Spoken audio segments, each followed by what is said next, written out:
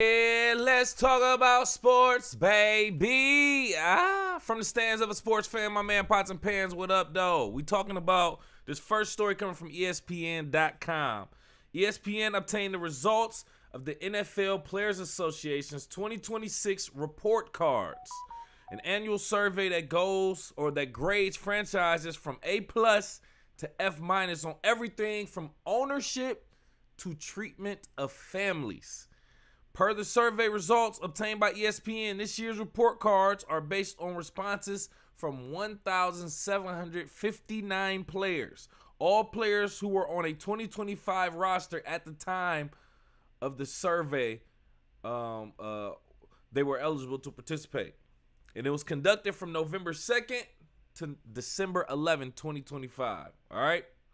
So, obviously, there's 32 teams. I'm not going to go through all of them. You can see some of the grades on the green screen behind us. These are actual grades from the 2025 season. Now, I'm not going to go through all of them, but a couple things that did stand out to me, right? There were some teams who got not only Fs, but F- in some areas. So, one thing that a lot of teams graded F or F- on was home game field. The teams that gave their teams, or the players that gave their teams Fs or F- on their grades for their home game field, not the players, but the teams that got an F or F-, Buffalo Bills, Carolina Panthers, New York Giants, New York Jets, Pittsburgh Steelers, Seattle Seahawks, Tampa Bay Buccaneers, and Tennessee Titans all received either an F or F- on home game field on the 2025 NFLPA report card.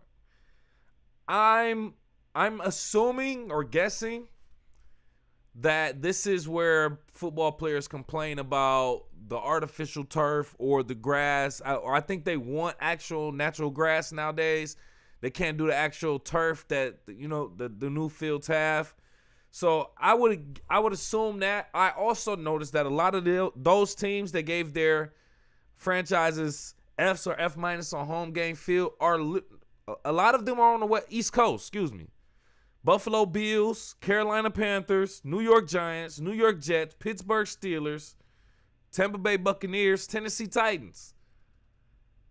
And then you got Seattle Seahawks. That's the only West Coast team, which I'm a little surprised about considering, the atmosphere with the fans is different from the actual field. So that's why I'm like, maybe it's an actual field thing that they're doing. But anyway, that was interesting. That's one thing that stood out to me. Another thing that stood out to me that two teams got voted an F or F- on was treatment of families. Cincinnati Bengals got an F-, Pittsburgh Steelers got an F as well. In regards to treatment of your family, you saying that they are not treating your family right. Like whether they're traveling or giving them a suite or whatever, they ain't gonna treat your mama, your daddy, your kids right? Oh, bro, that's kind of tough. And those teams, Pittsburgh Steelers and the Cincinnati Bengals. That was interesting as well. Now, one thing that they said weighed the most, 15% of the weighted average amongst all these different sections, was team ownership. There's one team that gave their team ownership an F, and that was the Arizona Cardinals. They gave their owner an F, and they also gave their locker room an F-, which is another thing. Arizona Cardinals locker room F-, team ownership F. Now, we can already see that the Arizona Cardinals, one of the worst teams in the NFL in this recent season, and if it's starting at the top, the ownership, this kind of reflects that.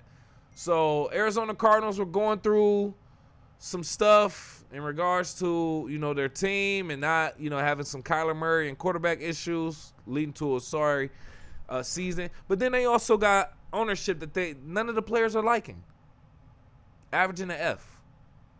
So that's interesting. That's something to look out for. Once again, you can see the grades on the green screen behind me. But that was something to look out for. And another, like I said, locker room that gave an F-. Another team that gave their locker room an F or F- was the Pittsburgh Steelers. F-.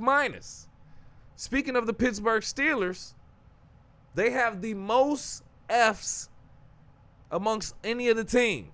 Fs or Fs minus. Pittsburgh Steelers, treatment of families, F. Home game field, F minus. Locker room, F minus. Team travel, F. The players don't like none of the stuff that's going on in Pittsburgh right now.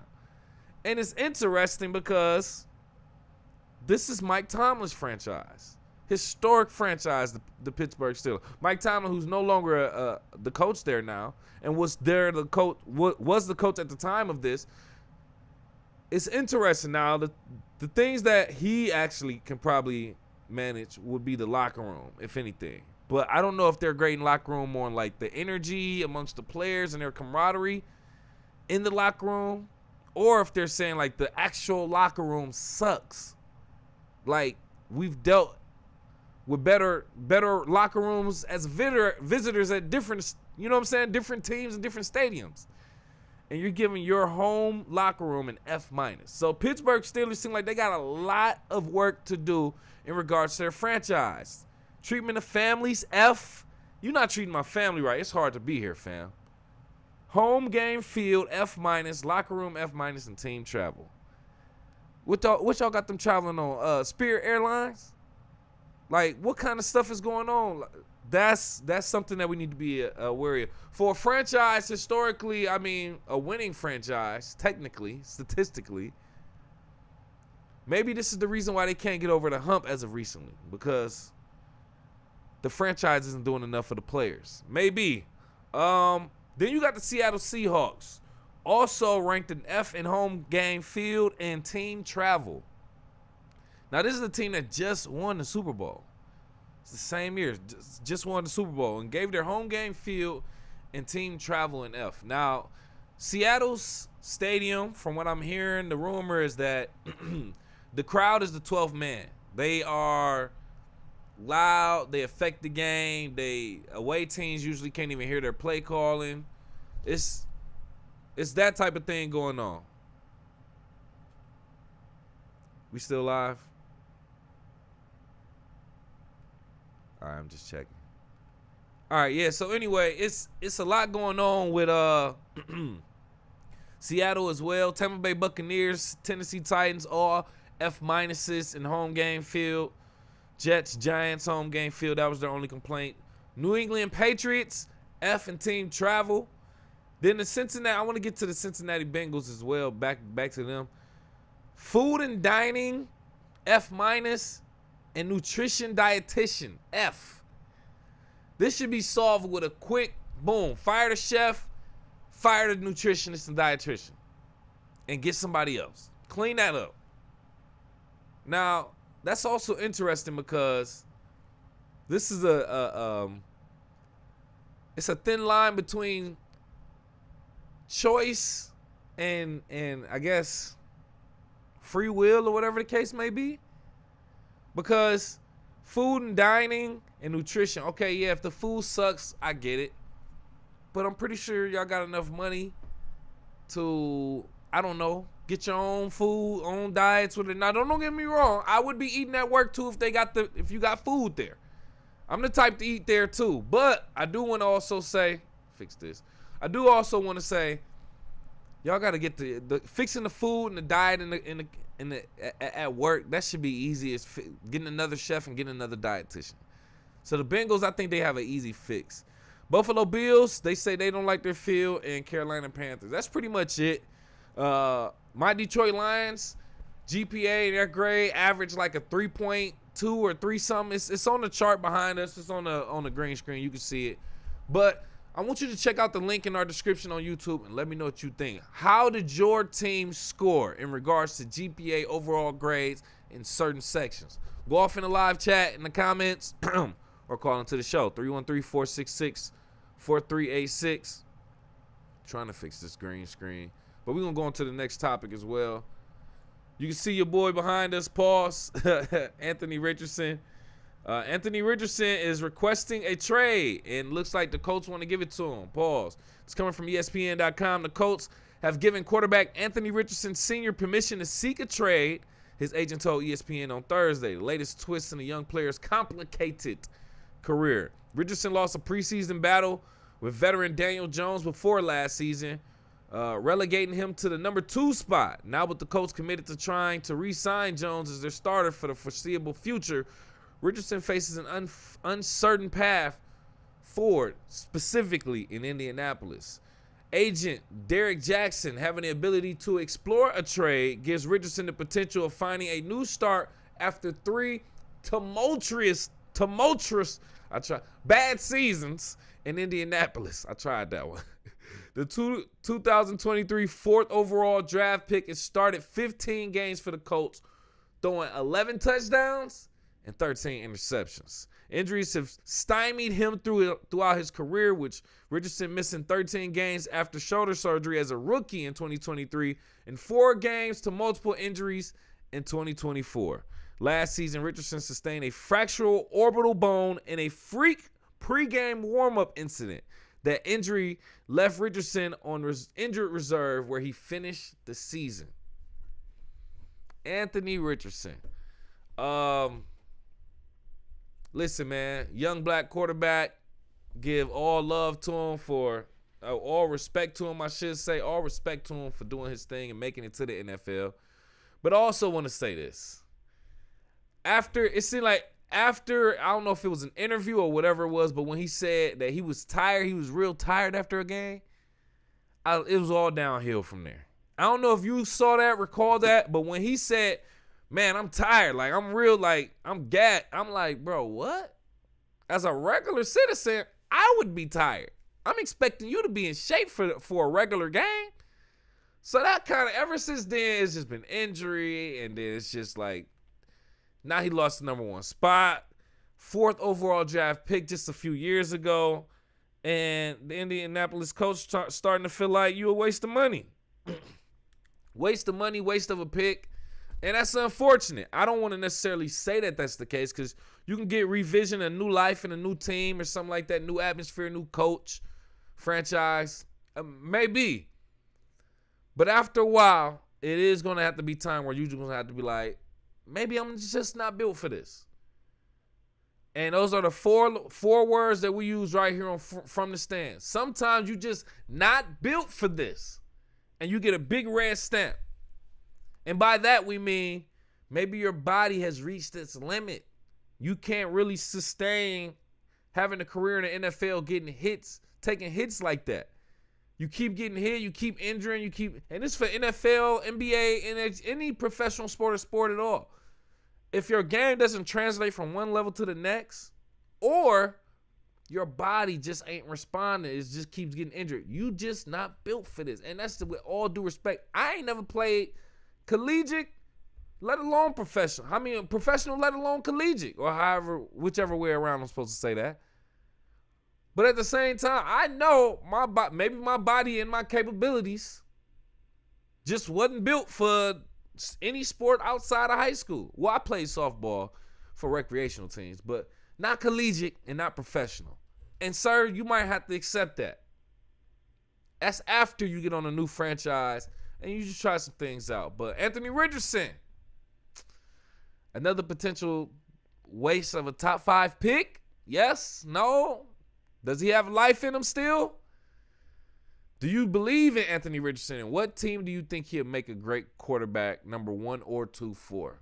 I think he should, to be honest with you, I think he should stay with the Colts. That's the thing. You're seeking a trade. They're not trying to trade you. So it looks like they're trying to sit there and develop you and work with you. You are a top 4 pick. Now you want to trade? You know what this gives me? You know what this gives me? It gives me Justin Fields vibes. Justin Fields, I believe, is the same way with Chicago Bears. Didn't work out for him in the first couple years or however long he was there. I believe he requested a trade. Traded to the Pittsburgh Steelers. Played for them for a while. Then he ended up having to play backup to Russell Wilson. Ended up leaving Pittsburgh Steelers, going to New York. And then lost his position to Aaron Rodgers, it wasn't Aaron Rodgers. It was somebody. He lost his position. Justin Fields. So now he's sitting around God knows where. Maybe as a backup for the Jets. Who knows? Somewhere in his closet crying, like he said. But Anthony Richardson, I feel like you forcing your way out. The Colts didn't give up on you. You gave up on the Colts seeking a trade. This is going to be interesting to see how his career turns out. I just want to say that. Not wishing nothing bad, but it's going to be interesting to see how Anthony Richardson's career turns out. Requesting a trade from a team that it seems like they tried to work with you, fam. But I don't know. I'm not a player. I'm not a Colts fan. And I'm definitely not Anthony Richardson. But let me know what you think. Go off in the live chat, in the comments, or call into the show, 313-466-4386. Another trade request, bro. This one hurt my heart. I ain't gonna lie as a Lions fan. Knuckles, man, from the Sonic and Knuckles duo in Detroit. Looks like that's gonna be short-lived and it's about to be over soon, possibly. The story is coming from yahoosports.com. David Montgomery, man, the Sonic and Knuckles duo. David Montgomery looks like he wants out. That's a quote. According to Fowler, the Lions would want a decent day 3 pick in exchange for Montgomery, such as a 5th rounder in the upcoming 2026 NFL draft. 28-year-old Montgomery is entering the second to last year of his current deal and will be owed $6 million by any acquiring team. Seattle was mentioned as a potential candidate if the Seahawks can't re-sign Super Bowl MVP running back Kenneth Walker III. First of all, I think Seattle would be stupid if they don't re-sign Kenneth Walker III. Great pick. At Super Bowl MVP, don't be stupid, bro. But here's the thing. David Montgomery, as a fan of Sonic and Knuckles, as a cartoon, and as a duo with you and Jahmyr Gibbs, I love this, bro. I love our 1 and 2 combination, having 2 good running backs to rely on. Not just 1, but 2, bro. I love this combination when they were together. I hate that he's seeking a trade. I believe it's because he sees that, and I believe we already talked about this, he's getting less plays. Jahmyr Gibbs is getting more. I think we should be using them pretty much equally, interchangeably, bro, if you ask me personally. I love Jahmyr Gibbs, don't get me wrong. If I had to choose one, I would choose Jahmyr Gibbs. But I love David Montgomery, bro. It's sad to see that he wants out. I love what Detroit has built, what we done with the squad. I appreciate David Montgomery, man. I wish you luck, bro. I wish you a successful career as well. I'm not even going to lie. I hope you don't get picked up anywhere within our division. Don't go over. Well, he already came from Chicago, but I hope Chicago don't try to pick you back up. I'm just going to be real about that. But other than that, man, we do wish you the best, David Montgomery. I don't know, man. As a Lions fan, I never like when players request trade. Now, if you get traded or you retire or whatever the case, that's one thing. But if you want a trade from my Detroit team, it's like you saying, I don't like you, kid. I don't mess with you, KC. Like, I really can't do this, bro. And that hurt my heart, bro. I ain't gonna lie. So, David Montgomery, man, all due respect, good luck. Good luck, bro. I just wish you have a pretty decent career going out. You're still young, so it would have been nice for you to retire with the Lions, bro. I would have liked and appreciated that. The fact that you just want out, I don't know what it is. Well, I do. You're getting less plays, but I don't know. Where could he be a number 1 at? I think he should have just, I don't know, bro. Just in case Jahmyr Gibbs get, God forbid, injured or something, the game is the game, so anything is possible. So you should have just stayed. Like, I don't know, man. Let me know what you think about David Montgomery. As a Lions fan, how do you feel about David Montgomery wanting to leave? And as an NFL or sports fan at all, how do you feel about David Montgomery, and what team do you think he should go to? I don't know what team he should go to, but I am sad that he's leaving and wants to leave. But let me know what you think. Go off in the live chat in the comments. Call into the show, 313-466-4386. Another topic. Oh, yeah, I do have another topic.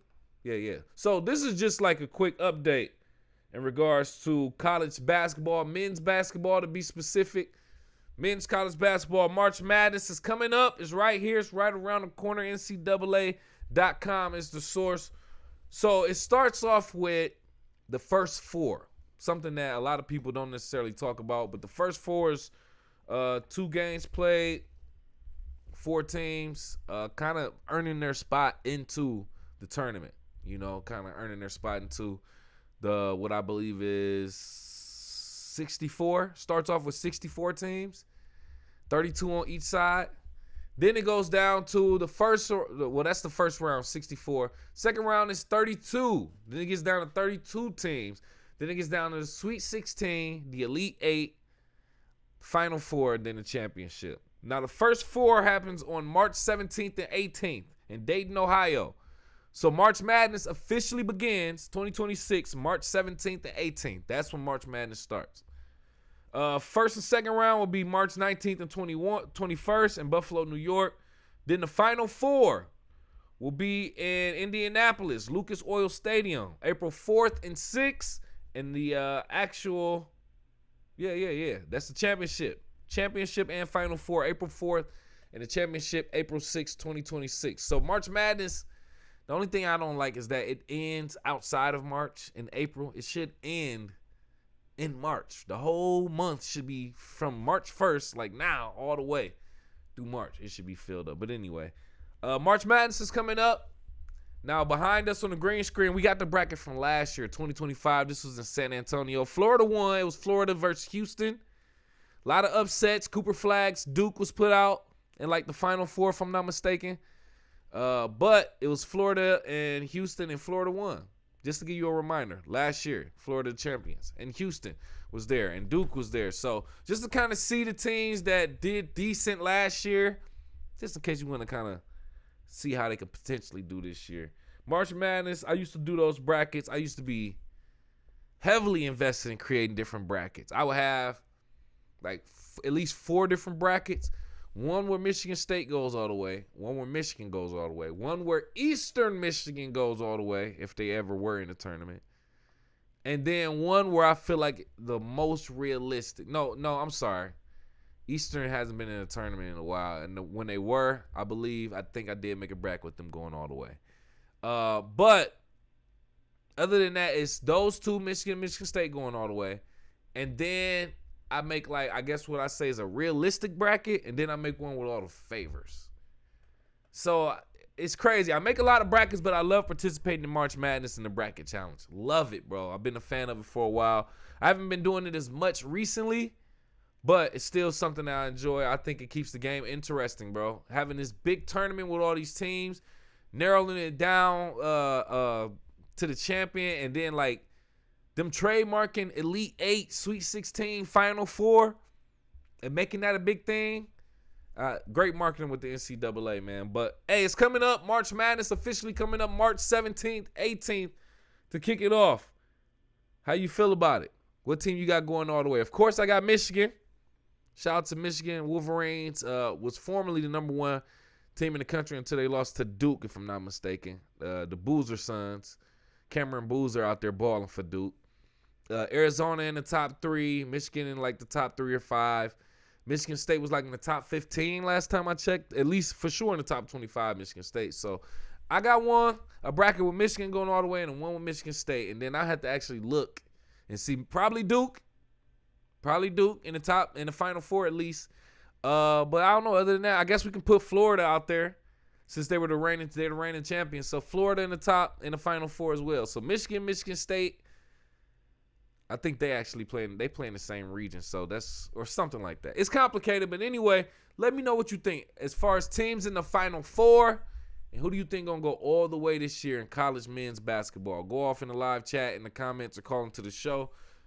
313-466-4386. I don't even think I got the phone lines hooked up, but if you call, we're gonna work it out. All right. One last actual topic. But then I do have something else to kind of get into a little bit. Pause. This story is coming from foxnews.com.